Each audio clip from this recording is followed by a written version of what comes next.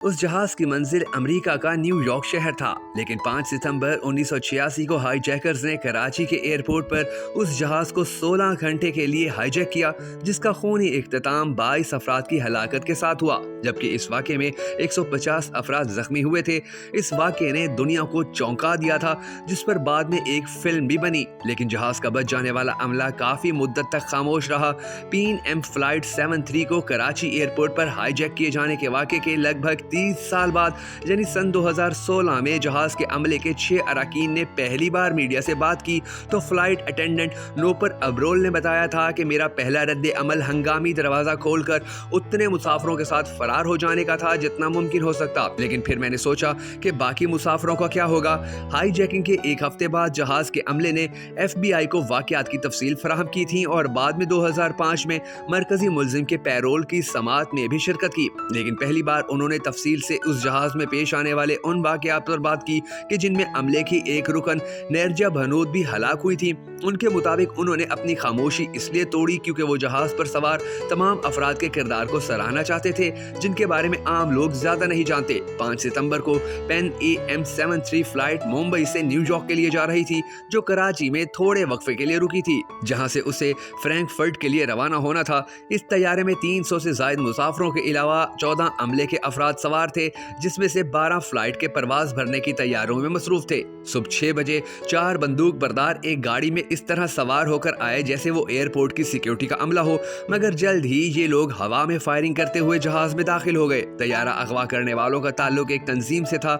ये ग्रुप अब गैर मुतहरिक है, लेकिन अमेरिका, इसराइल और यूरोपीय यूनियन ने इसे आलमी अमन दुश्मन करार दे दिया है। 1970-1980 में इस ग्रुप पर मुतअद्दिद हमलों का इल्जाम लगा। नोपर ने इन मुसल्लह अफराद को अपने साथियों के पैरों के पास फायरिंग करते हुए देखा, जो हमला आवरों को देखकर जहाज के दरवाजे बंद करने की कोशिशों में मसरूफ थे। फ्लाइट की एक एयर होस्टेस शीरिन पोन उसी वक्त होशियारी से कॉकपिट को खाली कराने के लिए इमरजेंसी बटन दबा दिया और दोबारा ऐसा करने पर पायलट ने उनकी कॉल ले ली और पायलट चुपके से कॉकपिट से निकल गए। एक दूसरी फिजाई मेजबान सनशाइन वेनेजुएला ने देखा कि एक हाईजैकर ने उनके साथी निर्जा भनूत के सर पर बंदूक तान रखी है।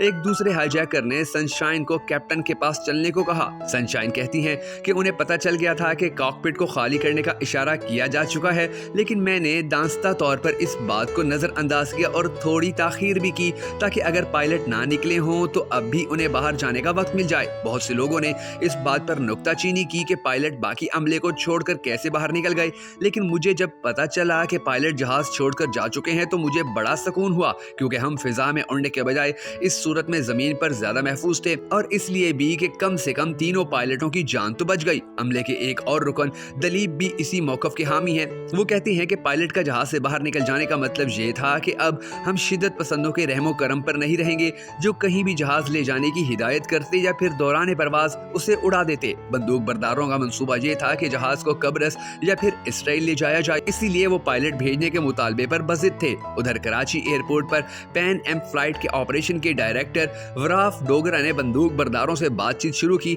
और उन्हें यकीन दिलाते रहे कि पायलट का इंतजाम किया जा रहा है। उसी दौरान 29 साला अमेरिकी मुसाफिर राजेश कुमार को उनकी सीट से घसीटकर खुले वाले दरवाजे पर लाकर उन्हें झुकने को कहा गया, और फिर जब 1 घंटा होने के बावजूद भी कोई पायलट नहीं आया तो उनके सर में गोली मार दी गई और उन्हें जहाज के बाहर फेंक दिया गया। बस इसी से ही सब कुछ बदल गया और ऐसा लगा कि हाईजैकर बेरहम कातिल हैं।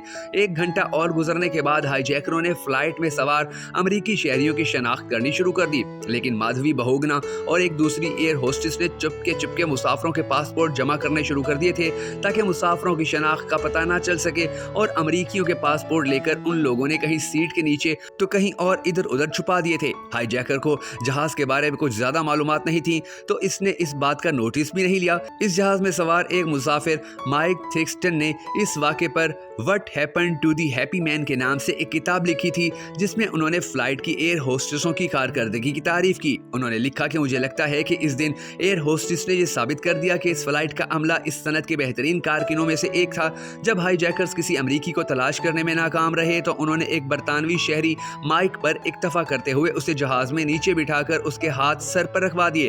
ताहम सिर्फ एक बार लात मारे जाने के अलावा उनका कहना है कि उनको जिस्मानी तौर पर अजियत नहीं दी गई और वो आखिरी लम्हात में जिंदा फरार होने में कामयाब हुए।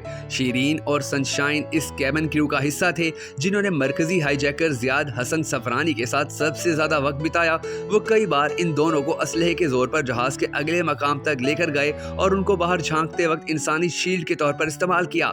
शीरीन बताती हैं कि वो मेरे बाल पकड़कर मेरा चेहरा खिड़की की जानिब करके सवाल करता कि बाहर क्या नजर आ रहा है। वो कहता था कि उसे अमरीकी लड़ाका जंगी तैयारों की आमद का खदशा है।